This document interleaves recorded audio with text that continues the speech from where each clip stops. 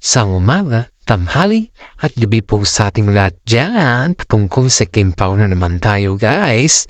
Ito na naman tayo guys, ang ating idolo sa buhay ay marami pong mga netizen po ang maabang sa Kim Pao kung kailan po yung kanilang labas sa ngayon. Ito guys, bago po natin pisa ng lahat, gusto ko lamang po ipakilala sa inyo ang ating YouTube channel. Pasok intro.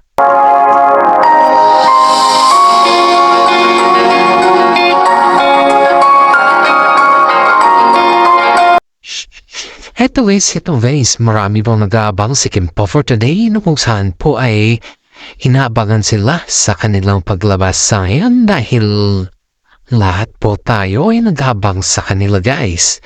Ito guys, may bago tayong update sa ngayon.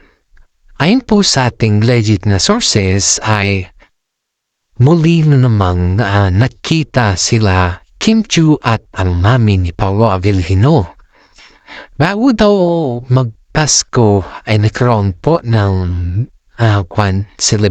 konting celebration sa bahay nila Paolo Avellino at yun po yung maraming mga netizen dito ang nag-aabang sa kanila kung ano pong klase celebration ang meron doon.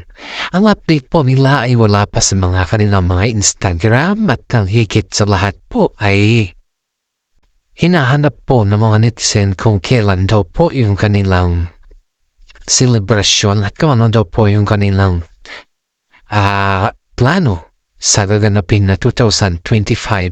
Sa tingin nyo guys, ano kaya yung magiging plano nila sa tingin nyo? Kasi sa atin naman dito guys is, pati ako hindi ko pa naman alam po na din yung kanilang plano dahil wala pa naman tayong update patungkol sa kanilang plano. At marami po mga netizen dyan ang nakikibalita sa atin dito dahil yung mga netizen po ay sila po yung palagi updated. At yung mga legit na sources din natin, updated din po sila pero hindi po masyadong gaano kasi nga po, panahon po ng pagbabakasyon sa ngayon. Ang parang ng mga ibang netizen dito guys sa kanila, kung yun ba ay nagbakasyon din ba ang Kim Pao at nasaan din na ba ang Kim Pao sa ngayon. Kaya mga netizen po ang nag-aabang sa kanila kung nasaan na ang Kim Pao ay wala naman tayong sagot sa kanila guys. Kaya nga po maraming mga fans sila ang nag-aabang kung bakit hindi daw masyadong nag-upload si Paolo Avellino sa kanyang Instagram at yun po ay hindi natin nasagot dahil wala naman tayong alam na isasagot sa kanilang Instagram. At ito po natin mapapatunayan ng lahat ng kanilang mga sinasabi or reaction sa kanilang Instagram ay hindi po yan kaduda-duda or di kaya ay may pagtatanong talaga sa kanilang isipan.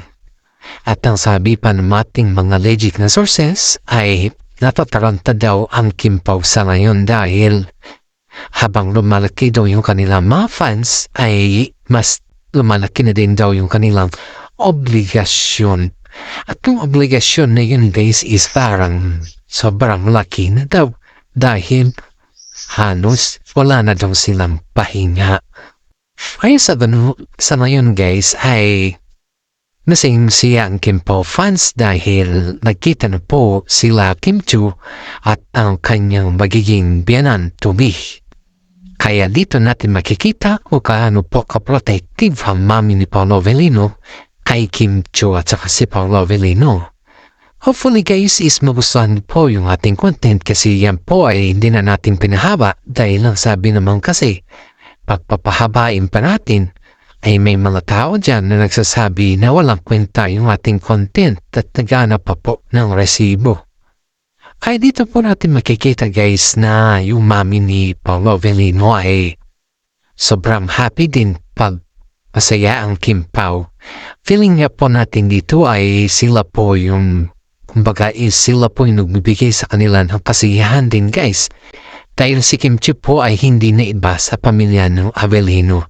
Sobrang welcome po si Kim Chiu sa bahay nila Paolo Avellino guys dahil po sa pinapakita nila kay Kim Chiu na kabaitan at higit sa lahat po ay yung sobrang sobrang karangyaan po yung pinapakita nila kay Kim Chu po. Ano yung hospitality na karakter po ay pinakita lahat nila yun kay Kim Chu. Kaya sa mga fans natin dyan na sumusubaybay, hanggang dito na lang po yung ating content.